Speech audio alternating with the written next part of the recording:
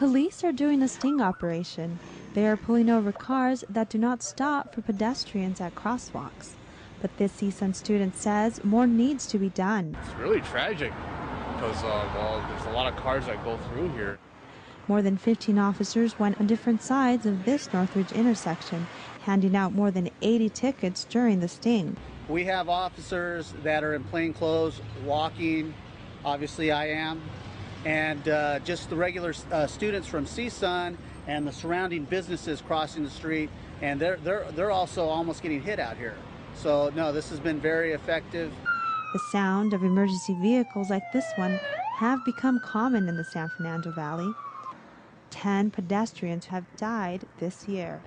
Helen Zhang lives nearby. I mean, this street is always busy, and I see maybe an accident here like once every few months. However, the CSUN Department of Public Safety says it's not only the motorist's fault. Students and other people that decide to cross the walks, they also need to take responsibility for themselves as well.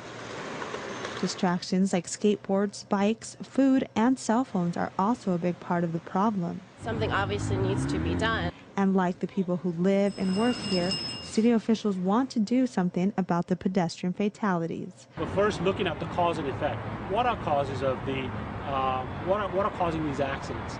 And then hopefully making some good, smart recommendations to LADOT and the LAPD to say, here's what I think would work. The Northridge Neighborhood City Council says they're trying to establish more streets like the ones behind me that have blinking lights to make the city a safer place. Some officials say they also intend to take pedestrian safety as far as the state legislature. In Northridge, Mariana Enriquez for Valley View News.